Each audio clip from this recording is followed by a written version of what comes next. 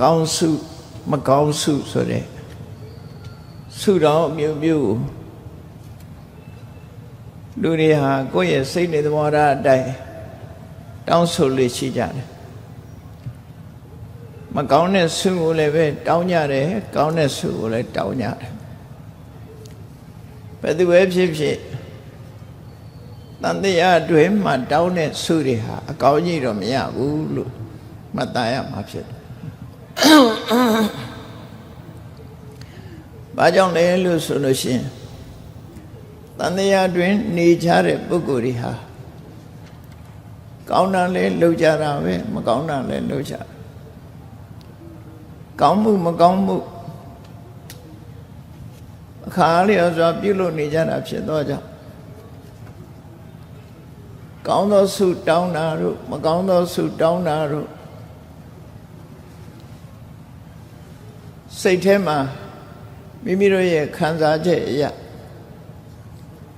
စေရနာပဋ္ဌနာဆိုတဲ့ဆုတောင်းမှုတွေဟာတန်တရားတွေမှာတော့အကောင်းကြီးမရနိုင်ဘူးလူချမ်းသာနတ်ချမ်းသာဗြဟ္မချမ်းသာဆုတောင်းလို့ရတော့လည်းပဲတမန်အပြင်ဆုတောင်းနေတဲ့မှာမကောင်းတဲ့အကျိုးတွေကတွဲဖက်ပြီးတော့ပါလာနေတယ်ဆိုတာသတိထားကြဖို့ကိုတောင်းတာကအကောင်းကြီးတောင်းတော့လည်းပဲအဆိုးလည်းတွဲဖက်လာတတ်တယ်စကြဲကမကောင်းတာတောင်းတဲ့လူလည်းရှိသေးတယ်မကောင်းတဲ့ဆုတောင်းတဲ့ပုဂ္ဂိုလ်ကတော့ပို့ပြီးတော့ဆိုးရပေါ့ပဋ္ဌနာဆိုတဲ့ဆုတောင်းကကိုယ့်ရဲ့ကုသိုလ်နဲ့ရှင်တွဲလာတဲ့ဆန္ဒအကုသိုလ်နဲ့ရှင်တွဲလာတဲ့ဆန္ဒအားလျော်စွာလူတွေဟာနှုတ်မြက်ပြီးဖြစ်ချင်တာကိုတောင်းဆိုလေးရှိကြတယ်အဲတောင်းဆိုလို့ရလာတဲ့ဘုံဘဝတွေမှာအကောင်းကြီးမရနိုင်ဘူးတဲ့တန်တရားတွေမှာဆိုအကောင်းကြီးမရှိဘူးဒါကြောင့်မို့ဣဒံမိပုံညာနိဗ္ဗာနတပစ္စယောဟောတုလို့တန်တရားအပြင်တန်တရားမှထွမြောက်ရာဖြစ်တဲ့နိဗ္ဗာန်ချမ်းသာကိုဥတည်ပြီးဆုတောင်းလို့နိဗ္ဗာန်ရပြီဆိုတဲ့အခါကျတော့အဆိုးမပါတော့အကောင်းကြီးပဲရမှာဖြစ်တယ်တန်တရားတွင်မှာဆုတောင်းမှန်သမျှကတော့အဆိုးပါနေသေးတယ်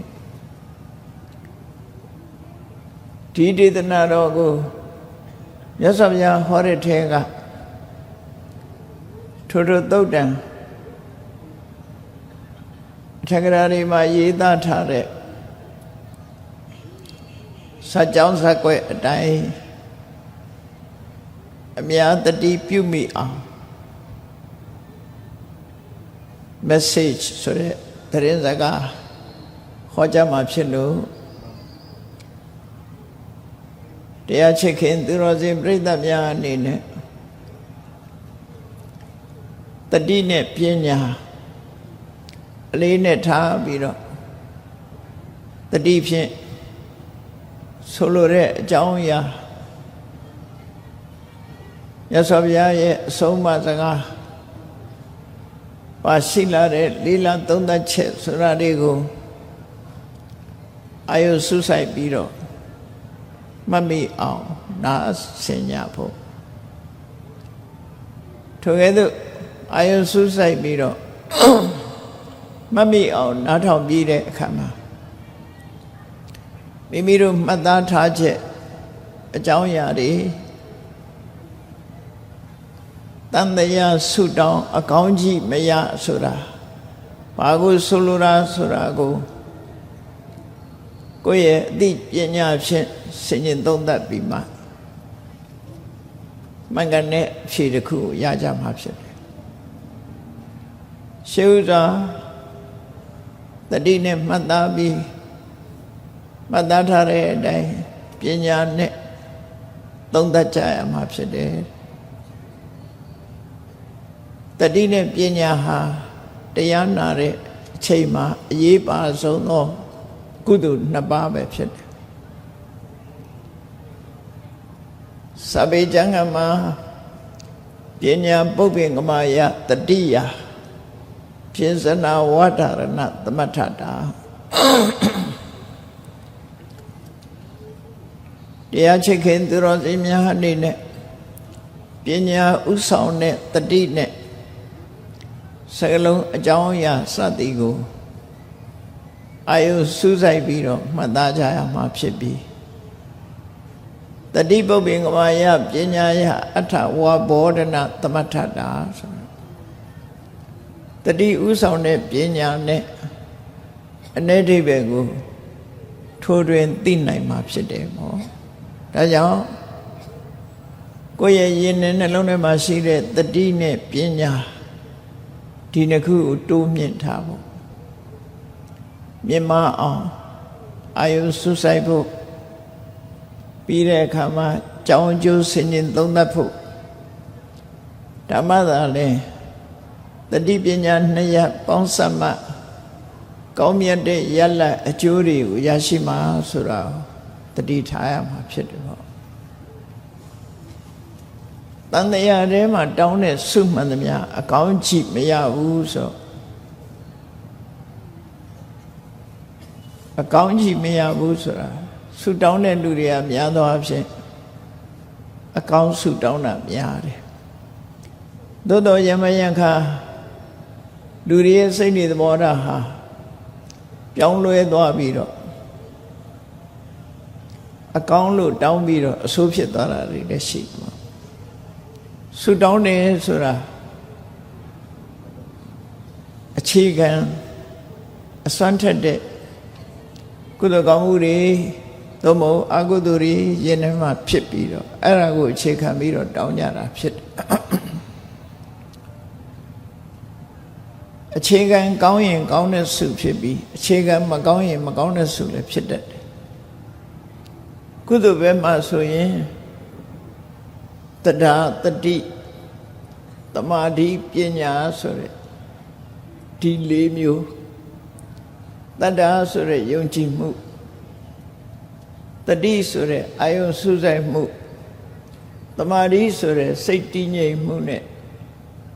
ပညာလို့ဆိုတဲ့ကွယ်ကွယ်ပြားပြားနားလည်သဘောပေါက်မှုဒီတရားတွေဟာကုသိုလ်ဘက်မှာအာယုံကိုစူးစိုက်နိုင်တဲ့စွမ်းရည်တတ္တိရှိတဲ့တရားတွေပဲဖြစ်တယ်သူတို့ကိုအခြေခံလိုက်လို့ရှိရင်မိမိတို့တောင်းတဲ့ဆုဟာပို့ပြီးတော့ကောင်းလာတဲ့အနေအထားမျိုးရှိတယ်အကုသိုလ်ဘက်မှာတစ်ဖက်ကြည့်မယ်ဆိုလို့ရှိရင်တဏှာဆိုတဲ့တရားအဝိဇ္ဇာဆိုတဲ့တရားဒိဋ္ဌိဆိုတဲ့မှားယွင်းတဲ့အယူအဲ့ဒီတဏှာအဝိဇ္ဇာဒိဋ္ဌိဆိုတဲ့တရားတွေဟာလည်းပဲအာယုန်ထဲမှာနစ်မြုပ်ပြီးတော့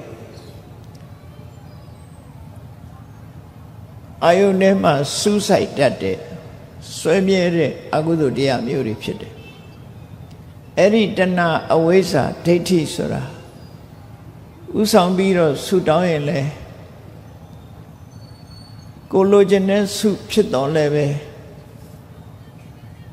ကိုယ်အကျိုးသူ့အကျိုးနှမျိုးလုံးကိုပျက်စီးစေတတ်တဲ့ဆုတောင်းမျိုးလည်းဖြစ်တတ်တယ်ပေါ့ဒါကြောင့်မို့ဆုတောင်းတယ်ဆိုတာတတ္တတတိပညာသမာဓိဆိုတာတွေဥဆောင်ပြီးတော့တောင်းရင်အထိုင်လျောက်ကောင်းတာရပြီတဏှာဒိဋ္ဌိအဝိဇ္ဇာဥဆောင်လိုက်ရင်တော့ဆိုးချိုးကိုပေးတတ်တဲ့ဆုတောင်းမှုတွေဆုတောင်းတတ်တယ်ဥပမာတစ်ခုပြောရမယ်ဆိုရင်ဓမ္မပဒအထက်ကထာ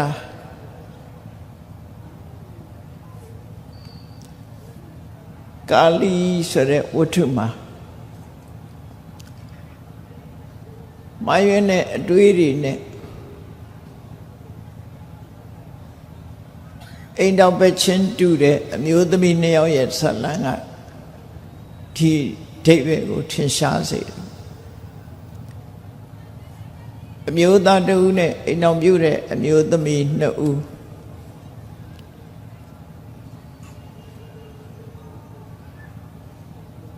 တစ်ဦးကရိုးသားတော်လည်းပဲတစ်ဦးကမယုံမသာဒုက္ခပေးဖို့လုပ်လို့ရှိအပြင်မှကျင့်တော့တစ်ဦးပေါ်တစ်ဦးကျင်ညာတဲ့ကျင်နာတဲ့သဘောတရားရှိတော်လည်းပဲအတွင်းစိတ်ကကောင်းနေသည့်အတွက်ကြောင့်အကျဉ်းတရားမဟုတ်ဘူးလှည့်စားမှုသာဖြစ်သွားတယ်ပေါ့နော်လှည့်စားမှုနဲ့မလုပ်တယ်လေအိန္ဒိယနိုင်ငံမှာထုံးစံပထမစနီးကသာသမီမထွန်းကားသည့်အတွက်ကြောင့်မိသားစုတွေကမကြိုက်ဘူးမျိုးဆက်ပြတ်သွားမှစိုးတယ်ဒါကြောင့်မို့ဒုတိယအိမ်အောင်တစ်ခုပြုတ်တယ်အဲ့ဒီအိမ်အောင်ပြုတ်လို့နောက်အိမ်အောင်ကသာသမီထွန်းကားလို့ရှင်ရှေ့အိမ်အောင်ကအခွင့်အရေးတွေအလုံးဆုံးသွားမှာဖြစ်တယ်အဲ့ဒီအခွင့်အရေးဆုံးမှကိုကြောက်လို့နောက်အိမ်နောက်နဲ့လည်းသာသမီမရအောင်ဆိုပြီးအကောက်ညံနဲ့လှည့်စားပြီးဒုက္ခပေးခဲ့တာပဲသာသမီဖတ်မတင်အောင်သာသမီမရအောင်ကြံဆောင်ပြီးလုပ်တယ်နောက်ဆုံးကြတော့နောက်အိမ်တော်ဟာ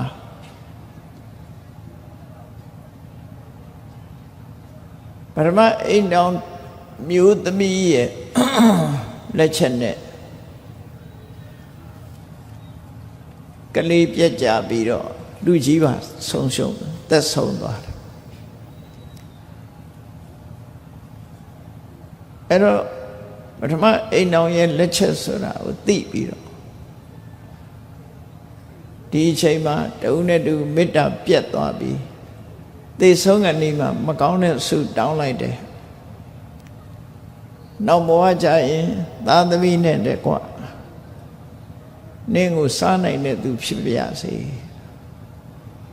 ဒေါသအခြေခံပြီးတော့သူလိုချင်တဲ့ပတ္ထနာအဝိဇ္ဇာကြောင့်ဒေါသဖြစ်တယ်ဒေါသဖြစ်လို့ကောင်းမဲ့ထင်ပြီးတော့တဏှာနဲ့ဆုတောင်းလိုက်တယ်ဆုတောင်းလိုက်တော့သိတဲ့အခါမှာအဲ့ဒီအိမ်မှာကြောင်မသွားဖြစ်တယ်ခုနကအကောက်ကျန်တဲ့ပထမအိမ်တော်မျိုးသမီးဟာလည်းပဲသူကြောင့်သိရတယ်ဆိုပြီး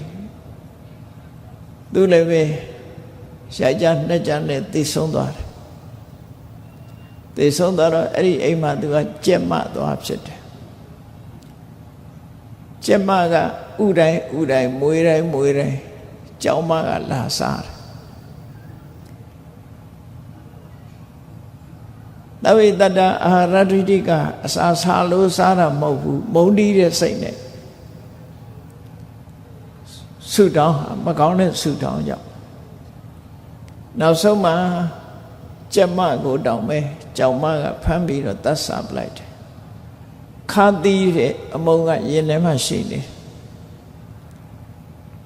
အဲ့ဒီတော့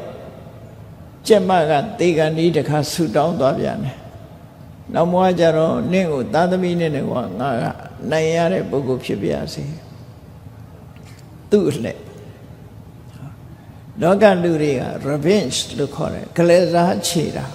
ဝါသနာပါကြတယ်ဒီခါတော့ငါအလှ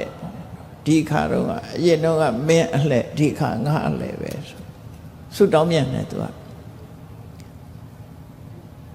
မကောင်းတဲ့ဆုတွေတောင်းတော့ပြန်ပြီသာသမီနဲ့ကွာမင်းကိုနိုင်ရတဲ့ပုဂ္ဂိုလ်ဖြစ်ရပါလို့ဆိုမကောင်းတဲ့ဆုကလည်းပြည့်တယ်ဘယ်ရောက်သွားတော့ဆိုတောထဲမှာကျက်တစ်မှသွားဖြစ်တယ်တာကောင်စားတဲ့ရက်စတဲ့တာကောင်မျိုးသွားပြီးတော့ဖြစ်တော့ကြောင်မကဘာသွားဖြစ်တုံးဆိုသမင်မသွားဖြစ်ရဗျာတွေ့ကြပြန်ပြီတခါသမင်မွေးတိုင်းကြားစားတယ်ဆိုသမင်မွေးရင်ကြားစားရင်ကျက်တစ်က ဒီသမင်မမွေးတာနဲ့ပဲစားလိုက်တာခါသီးတဲ့အမုန်းနဲ့စားတာဖြစ်တယ်နောက်ဆုံးကျတော့သမင်မကြီးကိုပါမချမ်းထားပဲနဲ့စားပြလိုက်တယ်အဲ့ဒီအချိန်မှာသမင်မကမျက်လုံးလေးကြောင်တောင်းတောင်းတေကန်ဤဆဲဆဲလေးမှာဆုတောင်းသွားပြန်တယ်နောက်ဘဝကျတော့ဒင်းကိုနိုင်တဲ့သူဖြစ်ရပါလို့ဆိုအဲ့ဒီသမင်မကဘလူးမှသွားဖြစ်ပြန်တယ်ခုနကကျက်သစ်မကလူလာဖြစ်တယ်အဲ့တော့လက်စားချေတဲ့ဝါဒအသုံးချပြီးတော့ဆုတောင်းသွားလိုက်ကြတာမကောင်းတဲ့ဆုတွေတန်တရားထဲမှာကောင်းတဲ့ဆုတောင်းတာတောင်းအကောင်းကြီးမရတော့သူတို့တောင်းလိုက်တာကအဆိုးကြီးပဲဖြစ်တော့ဒုက္ခပေးကြတာမြတ်စွာဘုရားနဲ့တွေ့တဲ့အခါမှာနှုတ်နဝကြည်အေးပြီးအဲ့ဒီမှာလက်စားချေတဲ့ဇက်လန်းဟာပြတ်သွားတယ်ဘုရားနဲ့မတွေ့ရင်ပြတ်မှာမဟုတ်ဘူးတန်တရားထဲမှာမကောင်းတဲ့ဆုတောင်းရင်လည်းပဲအထိုက်လျောက်ဖြစ်တယ်ဆိုတာဘာကြောင့်ဖြစ်လဲတဏှာရဲ့အဝိဇ္ဇာရဲ့ဒိဋ္ဌိရဲ့ဆိုတဲ့စွမ်းအားကြီးမားတဲ့ဒီသဘာဝတရားတွေဥဆောင်နေတာဖြစ်သောကြောင့်ကိုတောင်းတာတွေဖြစ်နေတတ်တယ်ဟုတ်ပြီတတ္ထာတတိသမာဓိပညာဆိုတဲ့ကုသိုလ်ဘက်ကစွမ်းအားကြီးတဲ့တရားတွေယင်ထဲမှာရှိလို့တန်တရားထဲမှာဆုတောင်းကြတယ်ဤကောင်းမှုကြောင့်လူဘဝလူချမ်းသာ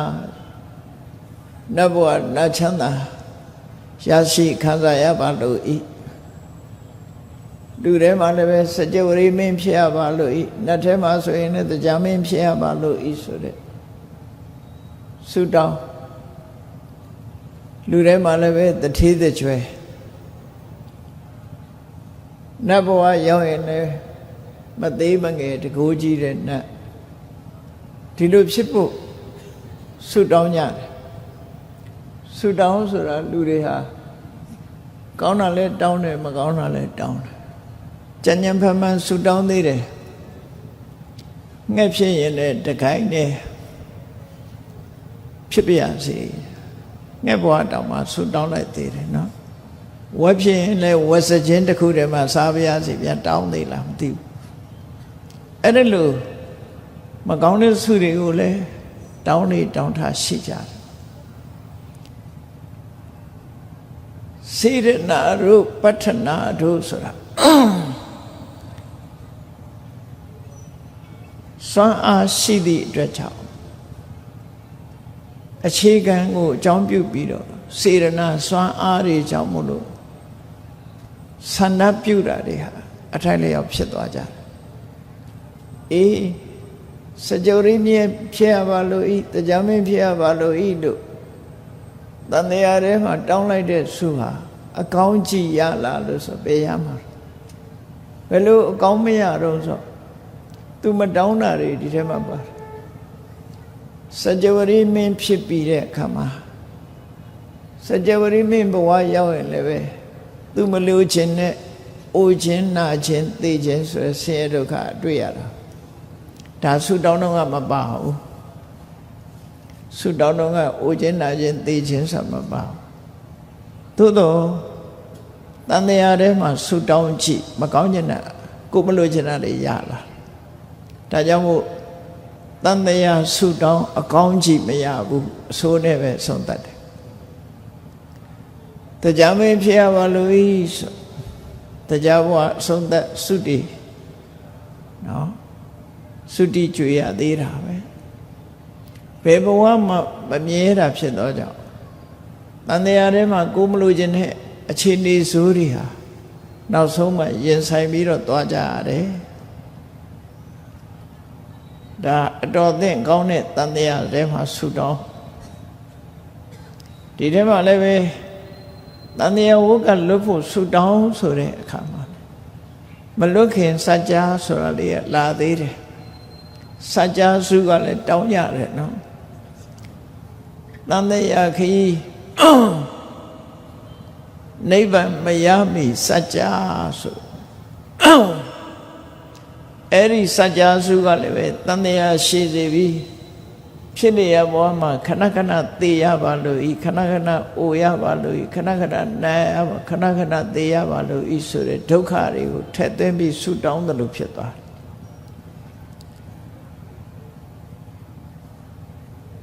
အဲ့ဒီစัจ जा ပါလို့ရှိရင်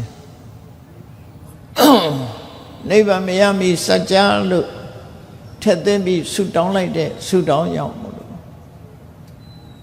ဘဝတန်တရားမှာအကျဉ်းပေါင်းများစွာသိဆုံးပြီးတော့မှနိဗ္ဗာန်ကိုရသွားတယ်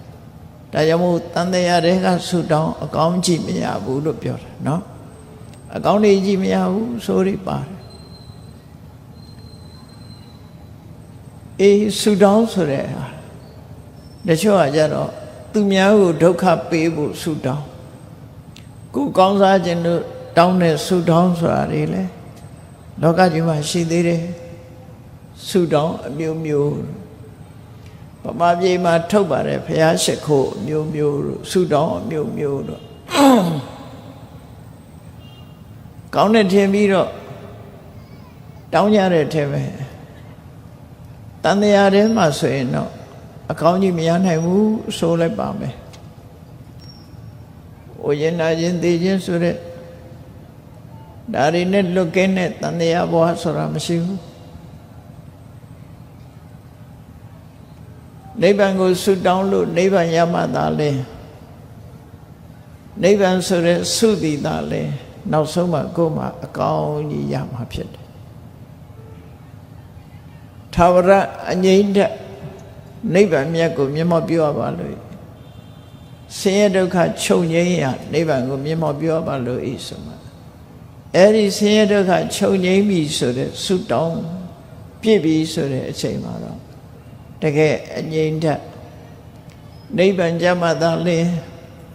ကိုယ့်ရဲ့ဆုတောင်းဟာအကောင်းကြီးဖြစ်မှာဖြစ်တယ်။တန်တရားဆုတောင်းကတော့အကောင်းကြီးမရနိုင်ဘူးလို့မှတ်ရမယ်။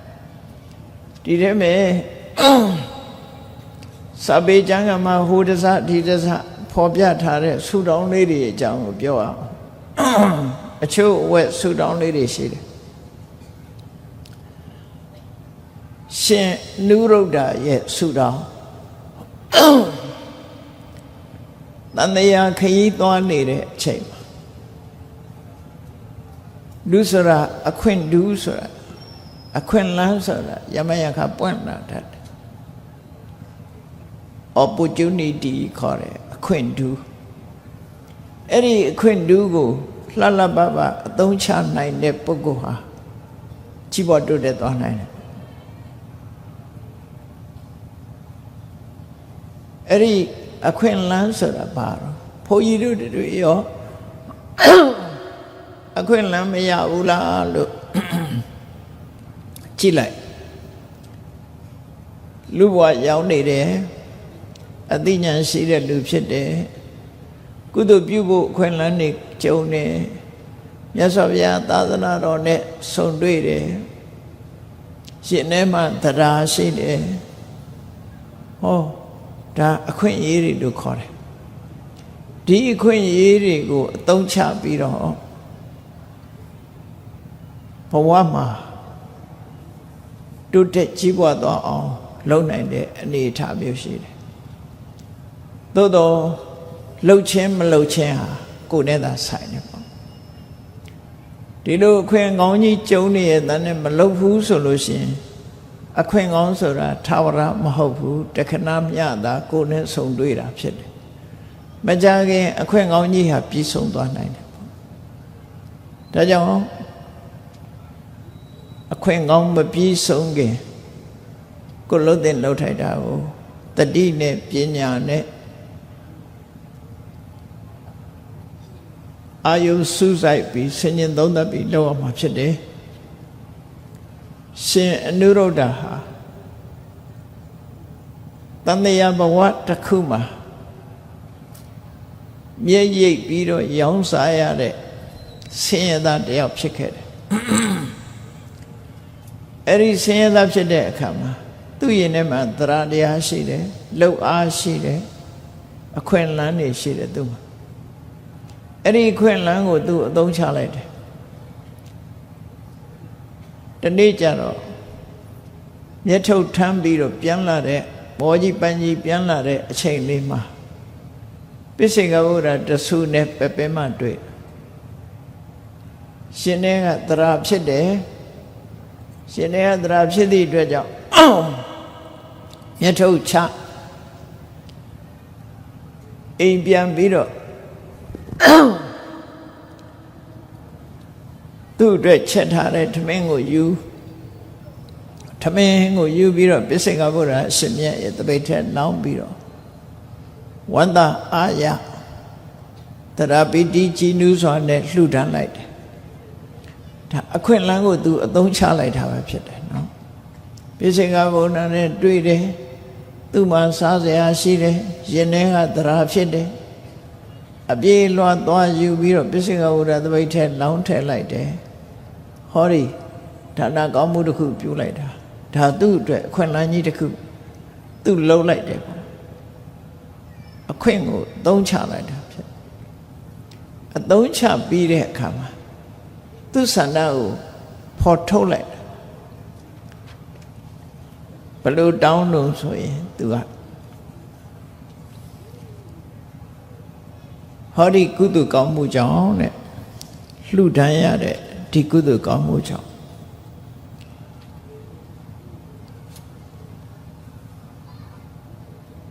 မာမေတာလိဋ္ဌိယဟု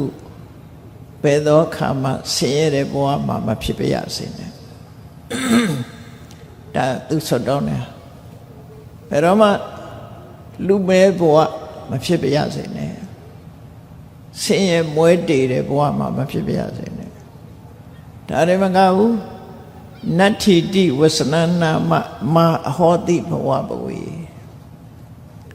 မရှိဘူးဆိုတဲ့စကားကိုတောင်မကြားခြင်းမရှိဘူးဆိုတဲ့စကားတောင်မှသူ့ရဲ့ရှင်ထဲမှာဘယ်တော့မှဒီစကားလုံးကိုမရှိပါရစေနဲ့မသုံးတော့မရစေခုခေတ်လူတွေပြောတယ်မဟုတ်လားငါရဲ့ dictionary ထဲမှာမသိဘူးဆိုတာမရှိဘူးအလုံးသိတယ်ဆိုတဲ့အဓိပ္ပာယ်သူလည်းမရှိဘူးဆိုတဲ့စကားမကြားပါရစေနဲ့ဆင်းရဲမွဲတေတဲ့ဘဝဘယ်တော့မှမရောက်ပါရစေအဲ့တော့သူဆုတောင်းတာဆင်းရဲမွဲတေတဲ့ဘဝမရောက်ပါရစေနဲ့ဆိုရင်ချမ်းသာတဲ့ဘဝလုံလောက်တယ်မရှိဘူးဆိုတာတောင်မကြားပါရစေနဲ့ဆိုတော့သူတောင်းလိုက်တဲ့ဆုဟာသူဟာမသိတဲ့ဘဝမျိုးလိုဖြစ်သွားတယ်မုံတောင်မှကစားပွဲတိုင်းတငယ်ချင်းတွေနဲ့မုံတန်းကစားတယ်ကစားတိုင်းသူဟာရှင်နုရုဒ္ဓမင်းသားဘဝမှာကစားပွဲရှုံးလို့သူကကြီးပဲကျွေးရတယ်ကျွေးရပါများတော့အိမ်ကသူ့အမေကမုံကုံနေလို့မရှိတော့ဘူးလို့ပြောလိုက်တာကိုအဲ့ဒီမရှိတာကိုပဲပေးလိုက်ပါလို့ပြောတာမရှိကိုမသိလို့မရှိမုံဆိုပြီးတော့သူကမရှိဘူးဆိုတဲ့အဓိပ္ပာယ်ကိုမသိတာမကြားပါရစေနဲ့သို့တော့သူတောင်းလိုက်တဲ့ဆုကြောင့်မရှိဘူးဆိုတာမသိဘူးဒီအဓိပ္ပာယ်ငါသားနားလဲအောင်ပြမယ်ရွှေခွဲတစ်ခွဲအောက်ကထားအပေါ်ရွှေခွဲတစ်ခွဲကဖုံးအထဲထဲဘာမှမထည့်ပဲနဲ့ရော့မရှိဘူးဆိုတဲ့မုံဟာဒါပဲလို့ဆိုပြီးတော့ခွက်ကြည့်ပေးလိုက်တယ်ဟိုရောက်တဲ့အခါကျတော့မုံတွေကပြည့်နေတဲ့ခွက်ထဲရောက်ဒါသူ့ဆုတောင်းပဲနော်ဆုတောင်းကြောင့်မှသူမရှိဘူးဆိုတဲ့အတိကိုသူကောင်းနဲ့မရောက်အောင်လုပ်ပေးထားတာကုသကံလုပ်ပေးတာဒါသူ့ရဲ့ဆုတောင်းပဲအဲ့ဒါလို့ကိုလိုချင်တဲ့ဆုတောင်းတာရတာမှန်တော်လဲပဲတခါတရံကြတော့မရှိဘူးဆိုတဲ့စကားလုံးကိုမသိရအောင်လားဆိုပြီးတော့ပြစ်တင်စရာခံရမှာပေါ့နော်ထမင်းပဲအစဖြစ်တယ်ဆိုတာလေးတောင်မသိဘူးဆိုရင် တနည်းအားဖြင့်ပြောမယ်ဆိုရင်အရနာရဆိုတဲ့အဓိပ္ပာယ်မျိုးခဏိခေဆိုပြောခံမှသိကြတယ်နော်ဒါရှင်နုရုဒ္ဓရဲ့ဆုတောင်းမှာဘလောက်သူချမ်းသာတယ်မရှိဘူးဆိုတဲ့စကားကိုမကြားရအောင်ဘဝမှာနေထိုင်ခဲ့ရတဲ့ပုဂ္ဂိုလ်ဖြစ်တယ်အဆုတောင်းဆိုတဲ့ထဲမှာတောင်းကြတဲ့ကသူများကိုဒုက္ခပေးဖို့ထက်တောင်းတဲ့ဆုတောင်းတွေကလည်းရှိသေးတယ်အဲ့ဒီဆုတောင်းမျိုးတွေတော့တောင်းမိပြီဆိုရင်အများကိုဒုက္ခပေးတဲ့ဆုမျိုးလည်းဖြစ်တတ်တယ်ကိုကြိုက်တာနဲ့လည်းသွားပြီးတော့ဒုက္ခပေးမဲ့ဆုမျိုးဟာမတောင်းသင့်ဘူးတောင်းလိုက်လို့ရှိရင်ကိုမလို့ခြင်းလိုချင်တာကတခြားရတာကတခြားလောကမှာအကောင်းထင်ပြီးတော့လှုပ်လို့အဆိုးပါလာရင် side effect လို့ခေါ်တယ်အင်္ဂလိပ်လိုနော်ဘေးထွက်ဆိုးကျိုးတဲ့ယောဂပြောက်ဖို့ဆေးတောက်တဲ့အခါမှာအဲ့ဒီဆေးရဲ့ဘေးထွက်ဆိုးကျိုးဆိုတာရှိတတ်တယ်အဲ့ဒါကို side effect အဲ့ဒါလိုပဲဆုတောင်းတဲ့အထဲမှာလည်းပဲအကောင်းလို့ထင်ပြီးလှုပ်တာဘေးထွက်ဆိုးကျိုးတွေပါလာတတ်သေးတယ်တန်တရားတွင်ကဆုတောင်းမှန်သမျှအကောင်းကြီးမရနိုင်ပါဘူးမမိသမျှလေးပြောရမယ်ဆိုရင်အနာတပိန်တထေးကြီးရဲ့ညင်မကမွေးတဲ့ခေမကဆိုတဲ့တထေးသားတယောက်ရှိတယ်အနာတပိန်တထေးနဲ့တူတော်တယ်အဲ့ဒီလူကနာတပိန်တထေးရဲ့တူကသူမိသားစုကလည်းတထေးဆိုတော့ချမ်းသာတယ်ချမ်းသာရုံနဲ့မကဘူးသူကရုပ်ကလည်းပထမချောတယ်ရုပ်ချောပြီမဲ့လို့တန်တရားမှာသူဆူတောင်းခဲ့တဲ့အမှားကြောင့်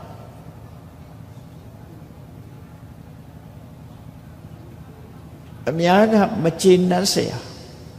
မင်းပြစ်မင်းတန်တဲ့အလုပ်တွေကိုခဏခဏကျူးလွန်လို့တိုင်းပြည်အုပ်ချုပ်တဲ့ပသိန္ဒရီကောသလမင်းကြီးကခဏခဏဖမ်းရတယ်သူသို့တော့ရှေးတုန်းကဘုရင်တွေဟာတထေးကိုတန်မိုးထားကြတယ်လေးစားကြတယ်အနာတပိန်တထေးကြီးကိုအာနာလို့ဆိုပြီးတော့သူ့ကိုပြန်ပြန်လွတ်လိုက်တယ်ဖမ်းတော့ဖမ်းတယ်အရေးမယူအနာတပိန်တထေးရဲ့မျက်နှာနဲ့သူ့ကိုလွတ်လိုက်တယ်သူကဘာပြစ်မှုတွေကျူးလွန်ပြီးတော့ဘာဆုတွေတောင်းခဲ့တာတော့လို့ဆိုသူကကတ္တဗဘုရားလက်ထက်တုန်းကဒီပေါဇင်ထိုးသမားဖြစ်ခဲ့တယ်ပေါဇင်ထိုးသမားနာမည်ကြီးပေါဇင်ထိုးသမားလက်ဝှေ့သမားပေါ့လက်ဝှေ့ကျော်ဖြစ်ခဲ့တယ်အဲဒီတုန်းကကတ္တဗဘုရားရဲ့ကတ္တဗဘုရားပြိဋိဘံစံသွားတဲ့အခါမှာဘုရားကိုရည်စူးတဲ့ရွှေစေတီကြီးမှာရွှေနဲ့လှုပ်ထားတဲ့တကွန်နှစ်ခုကိုစေတီပေါ်မှာတင်ပြီးတော့လှူဒန်းခဲ့တယ်ကြီးညိုသရာစိတ်နဲ့လှူဒန်းခဲ့တယ်တော့လှူဒန်းတဲ့အခါမှာနိဗ္ဗာန်ရရပါလို့ဤလို့မဆုတောင်းမနဲ့ဘာသွားဆုတောင်းလို့ဆိုဒီကောင်းမှုကြောင့်နဲ့သူ့ရဲ့ဆွေမျိုးသားချင်းအမျိုးသမီးတွေမှတပါအမျိုးသမီးအလုံးဟာသူ့မြင်လို့ရှိရင်မဆွဲလမ်းမဲ့မနေပါစေနဲ့ကဲသူတောင်းတဲ့ဆုကအဲ့ဒီဆုသွားတောင်းနိဗ္ဗာန်ချမ်းသာကိုမျက်မှောက်ပြုရပါလို့ဤလို့မတောင်းဘူးတန်တရားထဲမှာသူ့ကိုမြင်တဲ့အမျိုးသမီးတိုင်းဟာသူ့ကိုအငမ်းမရကြိုက်နေတဲ့ခံရတဲ့ပုဂ္ဂိုလ်ဖြစ်ပါစေ။ကြံ့ကြံ့ဖန်မှန်လဲသွားတောင်းနော်ဒီဆုတောင်းတာဝတိမြို့မှာသူနဲ့တွေ့သမျှအမျိုးသမီးတွေဟာသူ့မြင်လို့ရှိရင်ကိုယ်စိတ်ကိုမထိန်နိုင်တဲ့အတွက်ကြောင့်သူနဲ့မောက်မားတဲ့ဟာတွေကခဏခဏတိုင်ရတော်ကြတဲ့အခါမှာကောသလမင်းကြီးကထောင်လန်းပြီးတော့ဒီပြစ်မှုကျူးလွန်တဲ့လူဖမ်းတဲ့အခါသူ့ကြီးပဲဖမ်းမိအနာရဝိတ္ထေကြီးအာနာရနဲ့အကျဉ်းချင်းလွတ် နောက်တော့နာရဝိတ္တထေကြီးကဒီသတင်းတွေကြားတဲ့အခါဒီကောင်တော့မဖြစ်ဘူးဆိုဖျားစီပုတ်မြတ်စွာဘုရားဆုံးမမြတ်စွာဘုရားကဆုံးမလိုက်တဲ့အခါကျတော့မှဒီဒုက္ခကကျွတ်သွားတယ်နော်တာဝတိမျိုးကမိသားစုတွေလည်းအေးချမ်းချမ်းနဲ့နေနိုင်ဖြစ်နိုင်သွားအိတ်နိုင်သွားအဲ့ဒါတန်တရားထဲမှာမတောင်းရမဲ့စုကိုကောင်းထင်ပြီးတောင်းခဲ့တာလည်းဖြစ်တယ်ပေါ့ဒုက္ခပေးတဲ့စုကိုသူတောင်းခဲ့တာကုသိုလ်ကောင်းမှုဆိုတာလူရဲ့ဆန္ဒအလိုက်သူ့ရဲ့ရည်ရွယ်ချက်အတိုင်းဖော်ဆောင်ပေးတတ်တဲ့သဘောရှိတယ်ပေါ့ဆုတောင်းရင်တောင်းတဲ့အတိုင်းကုသိုလ်ကောင်းမှုကတန်တရားထဲမှာလိုက်ပြီးတော့ပေးတယ်ကုသိုလ်ကောင်းမှုကမပေးနိုင်တာတော့ဘာတော့လူဘဝရပြီးမအိုးရဘူးမသေးရဘူးမနာရဘူးဆိုတော့မပေးနိုင်ဘူးသူတန်တရားထဲမှာဆိုရင်တော့ဒီစုတွေကလွယ်ရင်ကျန်တာတွေကုန်ပေးနိုင်နိဗ္ဗာန်ရောက်မှသာမအိုးခြင်းမနာခြင်းမသေးခြင်းဆိုတာရဖြစ်မှာဖြစ်တယ်ဒါကခေမကတထေသားရဲ့သူတောင်းတဲ့စုကလူတွေကိုဒုက္ခပေးသွားတယ်နောက်တစ်ခါ950ဇတ်ထဲကဥမဒန္တိဒီအေယဝတီတိုင်းကလူတွေကတော့ဥမဒန္တိတဲသွားတဲ့စေတီတွေတွေ့လိုက်မယ်အဲ့ဒီဥမဒန္တိမဟုတ်ဘူးနော်ဥမဒန္တိပသိင်္ဂဥမဒန္တိမိဖုရားမဟုတ်ဘူး950ဇတ်ထဲမှာပါတဲ့ဥမဒန္တိဥမဒန္တိဆိုတဲ့အဓိပ္ပာယ်ကပါတော့ဆိုရင်အယူအမှုဖြစ်စေသူcrazy သူယူတာမဟုတ်ဘူးသူများကိုယူအောင်လုပ်တာအဲ့တော့မအောင်မတို့ဘာလို့မမဲ့ကြပါနဲ့နော်ပါဠိအစစ်ကတော့ဥမဒန္တိဥမဒဆိုတာယူသွခြင်းဥမဒန္တိဆိုတာယူသွစေသူဘယ်သူကိုရည်သွစေတာတော့ဆိုသူ့မြင်တဲ့လူတွေယူအောင်လုပ်တာနော်သူကိုယ်တိုင်ကယူတာမဟုတ်ဘူးသူများကိုယူစေတယ်သူဟာလည်းပဲဆူတောင်းတစ်ခုဆူမတောင်းတဲ့နာသူဆူတောင်းခဲ့ဘူးတယ်မဆူတောင်းတော့ဆိုတော့ဘဝတစ်ခုမှာသူကဆင်းရဲတဲ့မိသားစုမှာမိန်းကလေးဖြစ်တယ်ဆင်းရဲတော့သူများလို့လှလှပပအဝတ်တွေမောနိုင်အယောင်လှပတဲ့အဝတ်တွေကိုမောနိုင်နေ့စဉ်ကျင့်ပတဲ့ပွဲသဘင်မှာဟိုကောင်းစားလာနဲ့သူကတငယ်ချင်းအပေါင်းစုတွေနဲ့အဲ့ဒီပွဲကိုပါဝင်ဆင်နွှဲခြင်းတယ်ဒါပေမဲ့သူဝတ်တဲ့အဝတ်ကအဝတ်စုပ်အဝတ်ဟောင်းအဝတ်နွမ်းဆိုတော့သူကဝတ်ချင်တယ်မိဘကိုပူဇော်တဲ့အခါမှာမိဘကဝယ်မပေးနိုင်ဘူးသူကပဲကြံ့ကြံ့ပေးတယ်သူ့ကိုဝယ်မပေးနိုင်ဘူးဆိုလို့ရှိရင်တဲ့သူများအိမ်ကို3နှစ်အဝတ်စားအတွက်ထမင်းစားကြုံခံပေါ့ခုလို့ဆိုရင်နော် housemate သွားလုပ်တာပေါ့အိမ်စိလုပ်ငန်းပေါ့အိမ်အကူလို့ခေါ်တယ်ခုခေတ်အိမ်ကူလုပ်ငန်းသွားလုပ်ရတယ်သူကဝတ္တရားကြည့်ပြုံးလိမ့်လိမ့်မမနဲ့လုပ်တော့အိတ်ရှင်တွေကသဘောကျတော့သူ့ကို3နှစ်မပြည့်ခင်ပဲသူလိုချင်တဲ့အဝတ်အထည်တွေပေးလိုက်တယ်ဒါနဲ့ပွဲလန်းသဘင်နီးပြီဆိုတော့သူတငယ်ချင်းပေါင်းသိနေနဲ့အဲ့ဒီအဝတ်ကြီးကိုဝတ်ပြီးတော့ပွဲကိုဆင်နွှဲမယ်ဆိုရေစင်းချိုရေချိုရေမိုးချိုတယ်ဝတ်မယ်ဆိုပြီးတော့ရေမိုးချိုအဲ့ဒီအချိန်မှာအဝတ်ကလေးဝတ်မယ်လို့ရေမိုးချိုတဲ့အချိန်မှာဘာတွေ့တော့ဆိုကသဗ္ဗမြတ်စွာဘုရားရဲ့တပည့်ယဟန်တစ်ပါးဟာလမ်းမှာတခိုးတွေကနေပြီးသင်္ကန်းကိုချွတ်ပြီးတော့လူယူလိုက်တော့တုံလုံးကြီးဖြစ်လာ လူပြင်မတော်လို့တစ်ပင်ကတစ်ကိုင်းနေချိုပြီးတော့တစ်ကိုင်းနေနဲ့ဖုံးပြီးတော့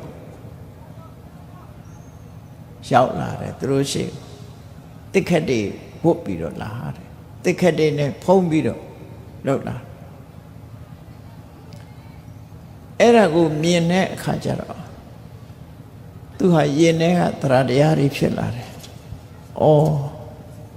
ဒီပုဂ္ဂိုလ်ဒီယဟန်ဟာတခိုးရမြတွေကလမ်းမှာလူလိုက်လို့သင်္ကန်းမရှိတော့လို့လူမြင်မကောင်းလို့တစ်ခက်တွေဖုံးပြီးတော့ဝတ်လာတာ။ကဲငါဝတ်မဲ့အဝတ်ကိုသူလှူလိုက်ပါတော့မယ်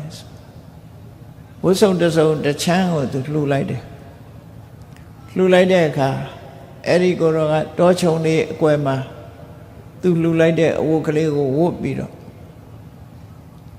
ထွက်လာလိုက်တဲ့အခါကျတော့အရင်တုန်းကတစ်ခက်တွေဖုံးထားတော့ကကြီးညိုပွဲရမကောင်းဘူးအယောင်တောက်ပါတဲ့သူ့ရဲ့အဝတ်ကလေးကိုဝတ်ပြီးထွက်လာတော့ကိုတော်လေးကကြီးညိုစရာကောင်းသွားတယ်အဲ့ဒါနဲ့တရားတရားဖြစ်ပြီးသူ့လက်ထဲကြံတဲ့အဝတ်ကိုပါဆက်ပြီးတော့လှူလိုက်တယ်စွန့်စားမှုတစ်ခုပေါ့နော်သူစိတ်ထဲမှာကြည်နူးလိုက်တယ်သူမိုးတော့ပါဘူး3 နှစ်ကျွန်ခံလို့ရတဲ့ဒီအဝတ်ကိုသူမိုးတော့ပါဘူးဆိုပြီးလှူလိုက်တာသူကလှူပြီးတဲ့အခါမှာနိဗ္ဗာန်ဆုတောင်းပေါ့မဟုတ်ဘူးသူတောင်းတာကသူများဒုက္ခပေးဖို့ပါလာပြန်သူဆုတောင်းပုံကအရှင်ဘုရားတဲ့တပည့်တော်ဒီသင်္ကန်းလှူရတဲ့အကျိုးကြောင့်တဲ့ဖြစ်လျက်ဘဝမှာအချောဆုံးအလှဆုံးဖြစ်ပါရစေဒါတခု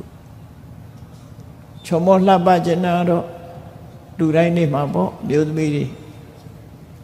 ချောမောလှပပါရစေဒီလောက်တင်ဆိုတော်ပြီမဟုတ်ဘူးသူကဆက်ပြီးဆိုတောင်းတယ်မန္ဒိတဝကောစိပုရိသောတက္ကပဝေနတန်ထတုံမအတ္တခေအချောလှဖြစ်တဲ့သူ့ကိုမြင်တဲ့ယောက်ျားတိုင်းဟာမယမတိနိုင်အောင်ဖြစ်ပါစေသူ့ကိုတတ်မဲ့ပါစေသူဆုတောင်းအဲ့ဒီဆုတောင်းကတော့သူကအကောင်းထင်ပြီးတော့လုံးလိုက်တာနော်အကောင်းထင်ပြီးအဲ့ဒါကိုထဲဆုတောင်းလိုက်တယ်ယောက်ျားတွေဟာကိုယ်သဘာဝအတိုင်း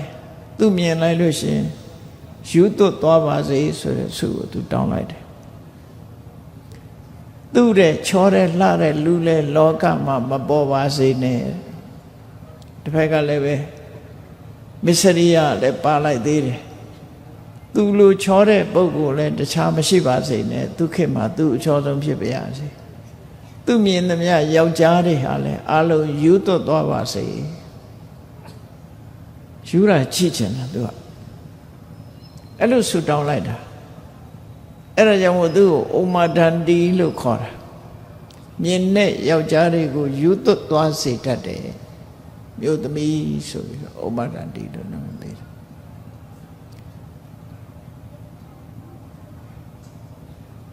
50 ဇက်ထဲမှာသူဟာသူ့မိဘကတိဝိဘယင်ကြီးဆက်ဖို့စီမံတော်လည်းပဲဘယင်ဆိုတာကဟန်ကြီးပန်ကြီးလှုပ်တတ်တယ်သူဟန်ကြီးပန်ကြီးလှုပ်တော့အထောက်လှမ်းနေလွတ်လိုက်တယ်အထောက်လှမ်းလွတ်တဲ့ပုံနဲ့တော်တွေကဒီကလေးမလေးကိုကြည့်တဲ့အခါယူသွတ်သွားကြတယ်သူမြင်တာနဲ့သူဆူတောင်းတိုင်းယူသွတ်သွားကြတဲ့အခါကျတော့ဘုရင်ကြီးစီကိုရပုတ်တင်တဲ့အခါမှာနော်အစီရင်ခံစာတက်တဲ့အခါမှာမမှန်တာတွေနဲ့တက်လိုက်တယ်ရပုတ်တင်တာသူတို့ယူသွတ်သွားတဲ့အခါကျတော့ဘုရင်စီကလွတ်တဲ့လူတွေဟာအယူတွေကြီးပဲဆိုအိမ်ကနေမောင်းထုတ်ခံရတယ်မကျေနပ်တဲ့အခါဘုရင်ကြီးကိုဆုံးမပါအယူမပါဆိုပြီးတော့မဟုတ်တန်တရားတွေထည့်ပြီးတော့တင်တော့ဘုရင်ကြီးကသူ့ကိုမကောက်တော့အဲ့ဒါနဲ့အဘိပါရကဆိုတဲ့စစ်သူကြီးကြော်ဖြစ်သွားဘုရင်ကြီးတိုင်ခံလှည့်လဲတဲ့အခါကျတော့ငွေဗလာကြီးနဲ့ပန်းနေထည့်ပြီး လက်စားခြေတဲ့သဘောစစ်သူကြီးကမှားတယ်ဘုရင်ကြီးလာလို့ရှိရင်မင်းထွက်မပြနဲ့နော်အိမ်မောကအတဏမှားထားခဲ့တာဘုရင်ကြီးဒီလန်ကသွားလိုက်မယ်မင်းထွက်မပြပါနဲ့လို့သေချာမှားထားတာအစင်သင့်ငွေဗလာကြီးတဲ့ပန်းနေထည့်ပြီးသီဝိမင်းကြီးအိနာအရောက်မှာထွက်ပြီးတော့ပန်းကျဲလိုက်တာသူ့ရုပ်မြင်တဲ့အခါကျတော့သီဝိမင်းကြီးကမရမတည်နိုင်ဖြစ်သွားတယ်သူများကိုဒုက္ခပေးဖို့သူဆူတောင်းတာဖြစ်သွားနော်အဲ့ဒီဇလန်းမှာဩမရတိရဲ့ဆူတောင်းမှားမှုကြောင့်သီဝိမင်းကြီးဟာတိတ်ခါကြသွားတိတ်ခါကြရတယ်တော့အဲ့ဒီဆူတောင်းမျိုးလည်းပဲမဆူမတောင်းသင့်ဘူးပေါ့နော်ဆူတောင်းရင်တော့လည်းဖြစ်လာတတ်တယ်ပေါ့တော့အဲ့ဒီဇလန်းတစ်ခုရှိတယ်နောက်တစ်ခါကုသမင်းနဲ့ပပဝတီတို့ဇလန်းမှာကြည့်မယ်ဆိုရင်နှစ်ဦးစလုံးဟာဆူတောင်းခဲ့ကြတာပဲတစ်ချိန်တုန်းကဘဝတစ်ခုမှာကုသမင်းနဲ့ပပဝတီအလောင်းတို့ဟာ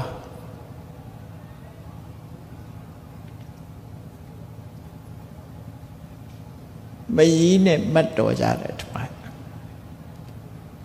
ကုသမင်းအလောင်းအကိုနဲ့ပပဝတီလောင်းအမျိုးသမီးကအိမ်အောင်ကြတယ်သူကမတ်တော်မှာပေါ့နော်မတ်တော်ခဲအိုလိုလားမသိပါဘူးအဲ့လိုတော်တဲ့အခါမှာချစ်ကန်ဆိုတော့သူတို့သိမတည့်ချင်မတည့်ကြအောင်တနေ့ကျတော့အဲ့ဒီအိမ်မှာမုန်းလို့တယ်သူကတောသွားနေတယ်သူ့ရဲ့မေကြီးကမုန်းလို့ပြီးတော့စားကြတယ်သူ့အတွက်ကိုမုန်းချန်ထားတယ်သို့တော့ပိစိကဗုဒ္ဓတဆူရောက်လာတဲ့အခါကျတော့တခြားလောင်းစရာမရှိတော့သူ့အတွက်ချန်ထားတဲ့မုန့်ကိုလှူလိုက်တယ်ပိစိကဗုဒ္ဓတပိတ်ထဲလဲထဲလိုက်ရောသူကတော့ပြန်ရောက်လာတော့ငါမောင်မင်းအတွက်မုန်းချန်ထားတာအခုပိစိကဗုဒ္ဓရှိလို့ငါတို့လှူလိုက်ပြီဆိုတာရုမလုပ်ဘဲနဲ့သူကဘာလုပ်တော့ကိုမုံတော့ကိုမလှူဘဲနဲ့သူများမုံခမရတို့ကကိုမုံတော့ကိုစားတယ်သူများမုံကြတော့လှူပြရမလားဆိုပိစိကဗုဒ္ဓတပိတ်ပေါ်လိုက်ပြီးတော့လူယူလာတယ်ပြေးပြီးတော့နောက်ကလိုက်ပြီးသူ့မုံပြန်ယူလာအဲ့ဒီတော့ဟိုမျိုးသမီးကရှက်လဲရှက်ပိစိကဗုဒ္ဓပေါ်မှာလဲအာနာတော့သူ့အမေအိမ်ပြေးပြီးတော့ထောမအိုးကြီးကိုယူလာခဲ့ယူလာပြီးတော့ပိစိကဗုဒ္ဓအရှင်မြတ်ရဲ့တပိတ်ထဲကိုထောပတ်တွေလောင်းထည့်ထောပတ်တွေလောင်းထည့်ပြီးတော့အဲ့ဒီချိန်မှာသူဆူတောင်းလိုက်တယ်ဆူတောင်းဆိုတာကောင်းတာလည်းရှိမကောင်းတာလည်းရှိသူဆူတောင်းမှုကဘာတော့ဆိုရင်ဒီကုသကောင်းမှုရဲ့စွမ်းအားကြောင့်တဲ့ဖြစ်လျက်ဘဝမှာတဲ့သူ့ရဲ့ခန္ဓာကိုယ်ကဟောဒီထောပတ်အယောင်နေတောက်နေတယ်လို့သူခန္ဓာကိုယ်မှာအယောင်နေထွက်ပြရစေဒါမို့ပပဆိုတာအယောင်ဝတ္တိကရှိတာခန္ဓာကိုယ်ကအယောင်ထွက်နေတဲ့အမျိုးသမီးနာမည်ကပပဝတ္တိဗမာပြည်မှာတော့ပပဝတ္တိဆိုတာပပဆိုရင်တော့မဟုတ်ဘူးပဘာခုံးနဲ့မှမှန်တယ်ပပဆိုတာအယောင်နော်ပပဆိုရင်တော့ဗာအဓိပ္ပာယ်မှမရှိဘူးပဆိုတာရေအိုးစင်ပဲနော်ပဆောင်နှလုံးဆိုရင်ရေအိုးစင်ဖြစ်သွားတယ်ပဝတ္တိခန္ဓာကိုယ်အသားရောင်ကနေပြီးတော့တောက်ပြောင်နေတဲ့အမျိုးသမီးတို့ဆုတောင်းလိုက်တာဒီဌာနရဲ့စွမ်းကြောင့်ဟောဒီထောပတ်တွေအစင်လှတယ်လို့ဖြစ်လျက်ဘဝမှာဒုက္ခနာကိုအယောင်တလဲလဲထွက်ပါစေအချောဆုံးအလှဆုံးလဲဖြစ်ပြရစေနှစ်ခုနောက်တစ်ခါထပ်ပြီးတော့စိတ်ကလည်းဆိုးနေတာဆိုတော့ ဟောဒီလူယုတ်မှနဲ့လဲဒါလေးကပါသေးတာဟောဒီလူယုတ်မှနဲ့လဲဘယ်တော့မှအတုမနေပါရစေနဲ့သူတောင်းတာအဲ့ဒါကတော့ဒေါသနဲ့တောင်းလိုက်တာဒီလူယုတ်မှနဲ့လဲဘယ်တော့မှအတုမနေပါရစေနဲ့သူဆုတောင်းတာကိုကြားတဲ့အခါကုသမင်းအလောင်းကမခံနိုင်ဘူးမခံနိုင်တော့သူ့လက်ထက်ကမုံကိုပြေးပြီးတော့ပိစိကဗုဒ္ဓရဲ့သပိတ်ထဲပြန်ထည့်ပြန်လှူတယ်ပြန်လှူပြီးတော့လေသူကပြန်ပြီးတော့ဆုတောင်းတယ်အရှင်ဘုရားတဲ့ဒီကုသိုလ်ကောင်းမှုကြောင့်ဟောဒီမိမယူစနာတရားဝေးကွာတဲ့နေရာပဲဖြစ်ပါစေတပည့်တော်မရရအောင်ယူနိုင်ပါရစေဆိုပြီးလုပ်တာနော်အဲ့တော့ကလေးသားချိန်တာပေါ့နော်သူ့ကိုမရရအောင်ယူနိုင်တဲ့ပုဂ္ဂိုလ်ဖြစ်ပါရစေဆိုအဲ့ဒါကုသမင်းနဲ့ဘဘဝတိဆလမအဲ့ဒါလို့ဆုတောင်းခဲ့ကြတာလေပေါ့အဲ့ဒီဆုတောင်းမှုတွေကြောင့်သူတို့ဘဝဟာအချင်းချင်းစိတ်ဆင်းရဲမှုတွေနဲ့ကြုံခဲ့ရတယ်ကိုယ်ဆုတောင်းတဲ့ကိုယ်ဒုက္ခရောက်နေချတာလေကုသမင်းကြီးကအယုဆိုးကြီးတန်းဒေါသနဲ့ပြန်ယူခဲ့တာကြောင့်အယုဆိုးကြီးတန်းတယ်ပပဝတီကိုချောလိုက်ရတာနော်ဩရိန္ဒေဘဝရောက်လို့ရောက်ဖြာရက်တဲ့လူဘဝရောက်လို့ရောက်အမျိုးစုံပပဝတီနဲ့တွေ့ဖို့ကြံစီရတဲ့အလုပ်တွေသူ့မှာကိုယ်ဤဆင်းရဲခြင်းစိတ်ဤဆင်းရဲခြင်းနဲ့ရှင်မရင်ဖြစ်ပါလေရဲ့ဘုရင်ရဲ့စီစဉ်ကိုချမ်းသာသာမခံစားရဘူးခိုးကလည်းသူ့ကိုမုန်းလိုက်တာမပြောနဲ့အဲ့လိုနဲ့သူတို့ရဲ့အိမ်တောင်ဘက်ဟာစဉ်းစားတာကြည့်နော်ဆူတောင်းနေမှားလာခဲ့ကြတယ်အဲ့တော့တန်တရားထဲမှာဆူတောင်းတာဟာအကောင်းတောင်းတာတောင်းမှပဲအကောင်းကြီးမရဘူးအခုလိုဒုက္ခပေးတဲ့ဆူတောင်းနေဟာသူတို့ပဲအပြန်အလှန်နှိပ်စက်တာကိုခံရတယ်ပါဝဝတီကလည်းအကြီးကျယ်စိတ်ဆင်းရဲရတယ်ကုသမင်းကြီးကလည်းအကြီးကျယ်စိတ်ဆင်းရတယ်ဆိုတာဒီဒုက္ခတွေကိုသူတို့ဟာဆူတောင်းတဲ့ကနေရလိုက်တဲ့ဒုက္ခတွေလို့ဒီလိုမှတ်ရမှာဖြစ်တယ်ပေါ့နော်ဒါကြောင့်မို့တန်တရားတွေကဆူတောင်းနေဟာအကောင်းကြီးမရနိုင်ဘူးဒါကြောင့်မို့ဆူတောင်းမမှားစေရဘူးပေါ့ဆူတောင်းမမှားစေရဘူးဆူတောင်းမှားပြီဆိုရင်လူတွေဟာစိတ်ဆင်းရဲမှုကိုယ်ဆင်းရဲမှုတွေနဲ့အမျိုးစုံကြုံရဒါကြောင့်မြတ်စွာဘုရားသာသနာတော်နဲ့ကြုံတွေ့လာတဲ့အခါမှာအကောင်းဆုံးဖြစ်တဲ့ဆုကိုပဲတောင်းတဲ့တောင်းတိုက်တယ်ပေါ့စัจ जा ဆိုတာမပါတဲ့ဆုသည်အကောင်းဆုံးပဲနိဗ္ဗာန်မရမီစัจ जा ညီကိုနှစ်ယောက်ဆုတောင်းကြတယ်အကိုကြီးလုပ်တဲ့ပုဂ္ဂိုလ်ကတော့ပိစိကဗုဒ္ဓစီကြံလူပြီးပိစိကဗုဒ္ဓသိတဲ့တရားကိုသိပြရစေလို့တစ်ချက်တည်းတောင်းလိုက်တယ်အေးကုသိုလ်ကောင်းမှုပြုတဲ့ဘဝကတစ်ခုဒုတိယဘဝမှာနတ်ပြည်ရောက်နောက်တတိယဘဝမှာလူပြန်ဖြစ်ဝိပဿနာမြတ်စွာဘုရားပွင့်တဲ့ကြုံတရားရယဟန္တာဖြစ်ပြီးပြိဋိဘံပြုသွားသုံးဘဝတည်းနဲ့ညီလုံးတဲ့ပုဂ္ဂိုလ်ကနိဗ္ဗာန်မရမီစัจ जा သို့မဟုတ်လူချမ်းသာနတ်ချမ်းသာခံစားပါရစေဆိုတဲ့ဆုတောင်းလိုက်တဲ့အခါကျတော့90နဲ့တကဘာကြောဖြတ်ပြီးတော့ဂေါရမမြတ်စွာဘုရားလက်ထက်မှာကြွတယ်သူနော်စัจ जा ဆုကအလောက်ထိအောင်ဖြစ်သွားတယ်90တကဘာဆိုဘဝကိုပြောတာမဟုတ်ဘူးဘဝပေါင်းကတကဘာမှာဘဝပေါင်းကရှေ့တွက်လို့ရမှာမဟုတ်ဘူးတက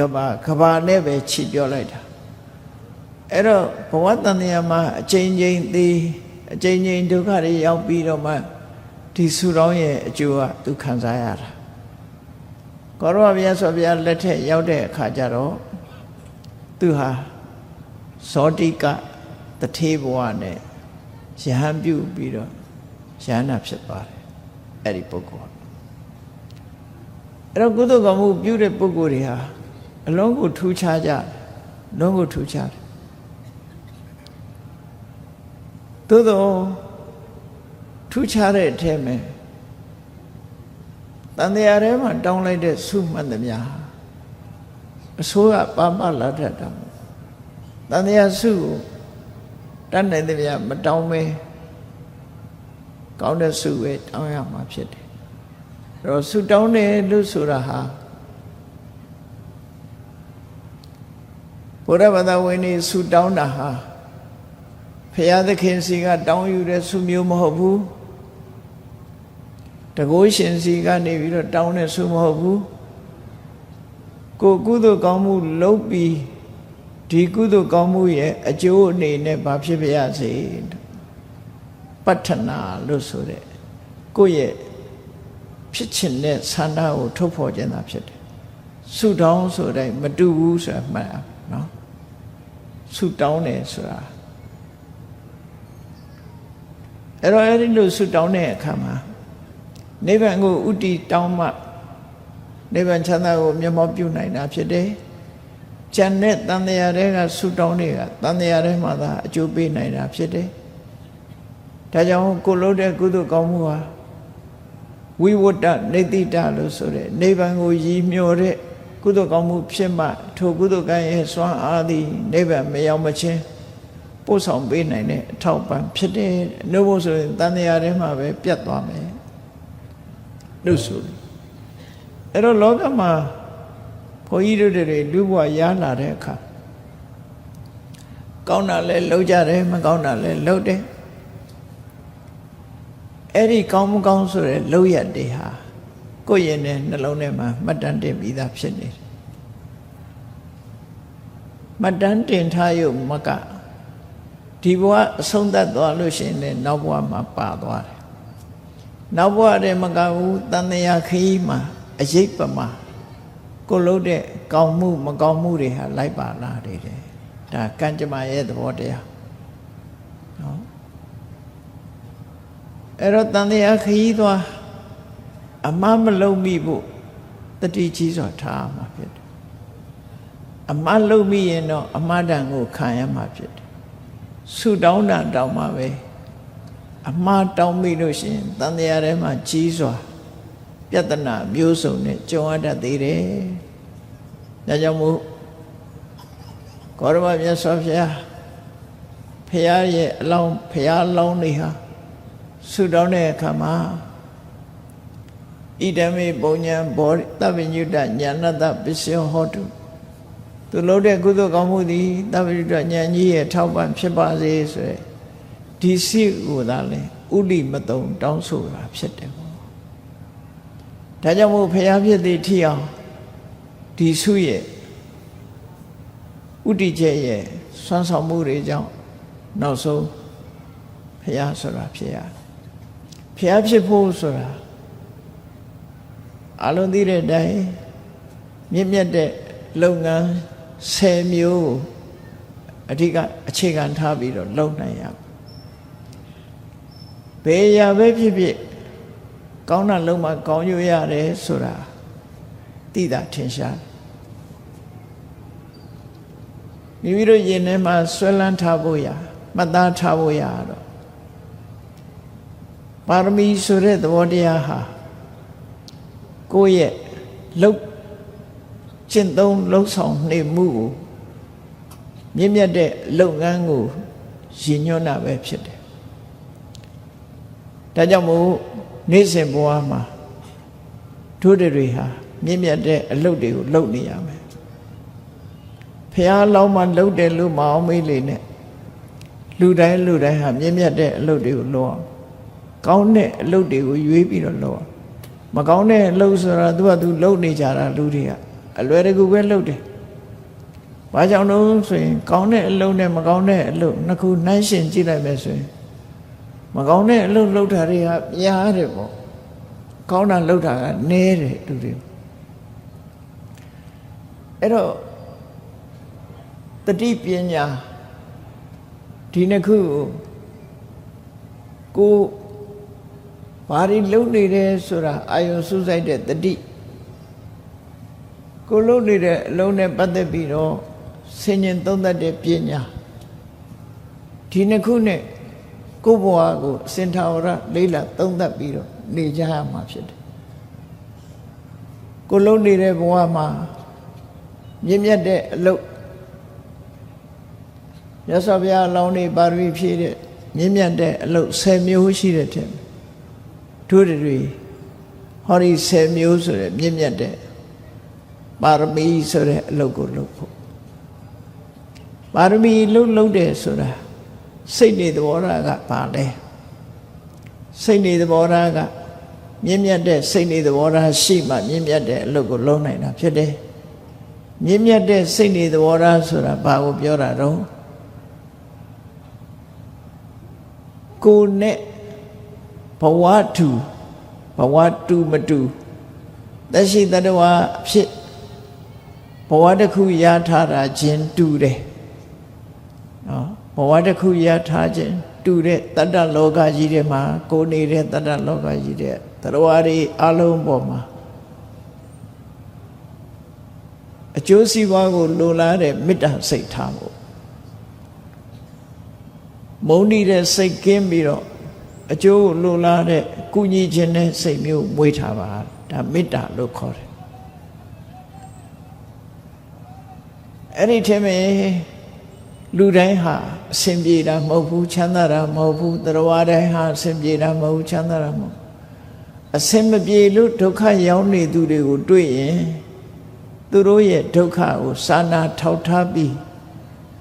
အကျဉ်းနာပွားတဲ့ကရုဏာကိုထားပါဒါမြင့်မြတ်တဲ့အလုပ်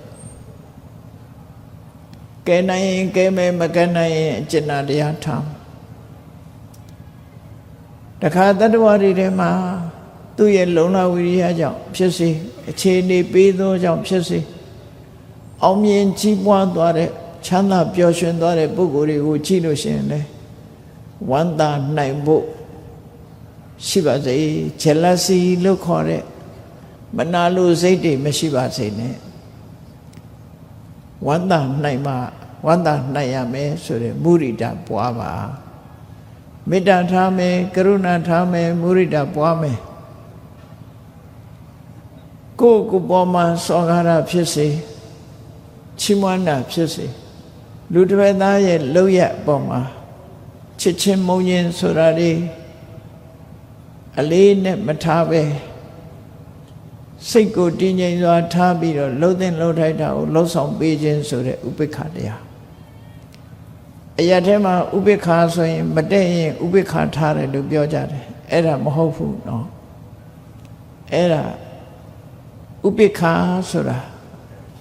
တိမတ်တဲ့စိတ်နေသဘောထားကိုပြောတာချစ်ရင်တစ်မျိုးမုန်းရင်တစ်ဖုံအမျိုးမျိုးဖုံဖုံမဖြစ်စေပဲနဲ့ချစ်ချင်းမုန်းခြင်းကိုအလေးနဲ့မထားပဲတဲ့သူဖြစ်စေမတဲ့သူဖြစ်စေလှုပ်တဲ့လှုပ်လိုက်တာလှုပ်ဆောင်ပေးတယ်မုန်းတာမုန်းစရာတွေ့လဲပွေးမယူနဲ့ချစ်စရာတွေ့ရင်လဲဖေးပါမပေးနဲ့အဲ့ဒါလို့နေနိုင်တဲ့ဥပိ္ပခာမေတ္တာကရုဏာမုရိဒဥပိ္ပခာဆိုတဲ့ပြမစိုးတရားကိုအခြေခံထားပြီးတော့ကိုယ့်ရဲ့နေမှာကိုယ်လှုပ်ဆောင်ရမှာကဘာလို့ဆိုရင်ကိုရှိတဲ့ပစ္စည်းကိုမျှဝေပြီးခံစားဖို့ပေးပါကမ်းပါလူထမ်းပါဒါနပြီးတဲ့အခါမှာကိုယ်တိုင်ကသူများကိုဒုက္ခမပေးဘူးဘေးအန္တရာယ်ကင်းမှုကိုအန္တရာယ်ကင်းမှုကိုကြောင့်ဘယ်သူမှဒုက္ခမရောက်စေခြင်းဘူးဆိုရင်ကိုချင်းသီလထိမ့်သိမ်းဆောက်ရှောက်ပါကိုချင်းသီလဆိုတာသူများဒုက္ခမပေးတဲ့အလုပ်ပဲနော်သူများဒုက္ခပေးတယ်ဆိုတာသိတယ်မဟုတ်လားသူများအသက်တတ်ရင်လည်းသူများဒုက္ခပေးတာသူများဥစ္စာခွေးရင်လည်းသူတစ်ပါးဒုက္ခပေးတာပဲကာမကိစ္စတွေမှာမှားမှားယွင်းလို့ရင်လည်းသူများဒုက္ခပေးတာပဲလေလိန်ပြောရင်လည်းသူများကိုဒုက္ခပေးတာပဲတူနဲ့တူမတက်အောင်ခုံတိုက်ထားလည်းပဲဒုက္ခပေးတာဆဲတာရေးတာလည်းဒုက္ခပေးတာဒီကနေ့ခေတ်တော့ပါဇက်ကတောင်ထုတ်မစို့လက်နဲ့ရေးပြီးတော့ Facebook ကဆဲနော်ဆဲဖို့ဆဲနည်းတွေမျိုးစုံပဲအဲ့ဒါတွေဟာကိုကျင့်သီလပျက်စီးခြင်းရဲ့အဓိပ္ပာယ်တွေပဲ အဲ့ဒီလိုဟာတွေမရှိအောင်သူများကိုဒုက္ခပေးတဲ့အလုပ်တွေကရှောင်ပြီးတော့ကိုယ်ကျင့်သီလနဲ့ပြည့်စုံအောင်ကြိုးစားတယ်ကာယဒုစရိုက်ဝစီဒုစရိုက်ကိုမကျွလွန်မဲနဲ့ကိုဒါမြင့်မြတ်တဲ့အလုပ်လို့ခေါ်တယ်ဒါကိုမြင့်မြတ်တဲ့အလုပ်ဆိုလို့ရှိရင်လိမ်ပြောတာဟာအောက်တန်းကျတဲ့အလုပ်တူနဲ့တူမတက်အောင်ဂုံးတိုက်တာနေရုပ်ညံ့တဲ့အလုပ်သူများကိုဆဲတာဆဲရည်တိုင်းထွားတာဟာရှုံးမရုပ်ညံ့တဲ့အလုပ်မဟုတ်တန်တရားတွေရှောက်ပြီးတော့အကျိုးမရှိတဲ့စကားတွေပြောတာရှုံးညံ့တဲ့အလုပ်အဲ့ဒီရုပ်ညံ့တဲ့အလုပ်တွေကိုမလုံးမိအောင်သီလဆိုတာ ਨੇ ထိမ့်သိမ်းဆောင်ရှောက်အောင်ဒါမြင့်မြတ်တဲ့အလုပ်ဖြစ်သွားတယ်သီလပါရမီသီလပါရမီကိုပုံမူပြီးတော့ထိမ့်သိမ်းဆောင်ရှောက်နိုင်ဖို့ကြတော့နိက္ခမပါရမီဆိုတာပို့ပြီးတော့ကိုချင်းသီလကိုတိုးမြင့်မယ်ဆိုရင်ကိုယ်တိုင်ဟာဒီသာသနာ့ဘောင်ဝင်ပြီးတော့ဘုန်းကြီးဝတ်တာပဲဖြစ်စေတော့အရာချင်းကပ်ပြီးတော့တရားအထုတ်တာပဲဖြစ်စေနိက္ခမပါရမီကိုချင်းသီလကိုပြည့်ပြည့်ဝထိမ့်ဖို့အတွက်လူအတိုင်းဝိုင်းကနေပြင်ထွက်ပြီးတော့နေတယ်ကာယဝေကစိတ်တဝေကလို့ဆိုရယ်ကိုယ်ရဲ့လွတ်လပ်မှုစိတ်ရဲ့လွတ်လပ်မှုတွေနဲ့နေထိုင်တယ်နိက္ခမပါရမီဒါနပါရမီလုပ်တယ်သီလပါရမီလုပ်တယ်နိက္ခမပါရမီတရားရည်ရဲ့အကျိုးကိုယ့်ရဲ့အကျိုးသိဖို့ရအသိပညာဆိုတာစီးပွားထောက်ရတယ်ပညာရှိမှလှုပ်တဲ့နာနဲ့မလှုပ်တဲ့နာသိတယ်အကောင်အဆိုးခွဲခြားနိုင်တယ်ဒါကြောင့်မို့ပညာရှိပွားလာအောင်ပညာပါရမီကိုဖြည့်ရမယ်ဘယ်လိုဖြည့်မလဲကိုမသိတာတွေကိုလေ့လာတယ်မေးတယ်မြန်းတယ်ဒါပညာပါရမီဖြည့်သင်တယ်အေးပညာပါရမီဖြည့်အခက်ခဲတွေ့လာလို့ရှင်စိတ်မတိုးပဲနဲ့ဒေါသမထွက်ပဲတိခဏ်ခြင်းခွင့်လွှတ်ခြင်းဆိုတဲ့ခန္တီပါရမီကြိုးစားအထောက်ခြင်းဆိုတဲ့ဝိရိယပါရမီဂတိတည်ခြင်းဆိုတဲ့သစ္စာပါရမီကုသိုလ်ကောင်းမှုပေါ်မှာဆွဆွမြဲမြဲပြုလုပ်ခြင်းဆိုတဲ့အဋိဌာဏပါရမီနဲ့နောက်ဆုံးမှာအလုံးပေါ်မှာအကျိုးစီးပွားကိုဆောင်ရွက်ခြင်းဆိုတဲ့မေတ္တာပါရမီဝေမယူခြင်းမျှော်လင့်ချက်မထားခြင်းဆိုတဲ့ဥပေက္ခပါရမီလို့အဲ့ဒီလိုမြင့်မြတ်တဲ့ပုဂ္ဂိုလ်ရဲ့အလုပ်ကိုရှင်ထဲမှာဗြဟ္မဝိဟာရတရားထားပြီးတော့လုပ်ရမှာဖြစ်တယ်ဒီအလုပ်လုပ်ပြီဆိုရင်တော့ကိုဟာမြင့်မြတ်တဲ့ပုဂ္ဂိုလ်ဘဝကိုမြင့်မြတ်တဲ့လုပ်ငန်းကမြင့်မြတ်တဲ့ပုဂ္ဂိုလ်ဘဝကိုရရှိစေမှာဖြစ်တယ်ဒါကြောင့်အခုလိုကောင်းမြတ်တဲ့အခွင့်အရေးတစ်ခုရရှိတဲ့အချိန်ကာလမှာမြင့်မြတ်တဲ့စိတ်နေသဘောထားကိုအခြေခံပြီးတော့မြင့်မြတ်တဲ့အလုပ်တွေကိုတို့တွေလုပ်ကြရမှာဖြစ်တယ်ဆိုတာတတိထားကြရမှာဖြစ်တယ်တရားချစ်ခင်သူတော်စင်ပြိဿအပေါင်းတို့တန်တရားဆုတောင်းအကောင်းကြီးမဖြစ်အကောင်းကြီးမရဆိုတဲ့အတိုင်းတန်တရားအတွင်းမှာတော့ဘလောက်ကောင်းတဲ့ဆုပဲတောင်းတန်တရားထဲမှာရှိနေတယ်များတော့အကောင်းကြီးမရဘူးဒီထဲမှာမှားယွင်းတဲ့ဆုတောင်းရံလို့တဲ့ဆုတောင်းကလေးစားချေတဲ့ဆုတောင်းမျိုးတွေဆင်းရဲဒုက္ခကိုပိုရောက်စေတတ်တဲ့ဆုတောင်းမျိုးတွေကိုရှောင်ရှားလို့တန်တရားတွင်ကလွတ်မြောက်ပြီးဆင်းရဲဒုက္ခကိုဆုံးသတ်နိုင်တဲ့ကောင်းမြတ်လာတဲ့နိဗ္ဗာန်ဆုဆိုတာကိုသာလဲဥတည်ပြီးတော့တောင်းကြရမှာဖြစ်တယ်ဆိုတဲ့မြတ်စွာဘုရားရဲ့အဆုံးအမနဲ့အညီတရင်စကားဓမ္မလက်ဆောင်ကိုမှတ်သားနာယူပြီးကျင့်ကြံကြိုးကုပ်ပွားများအထုတ်တော်မူနိုင်ကြပါစေကုန်သတည်း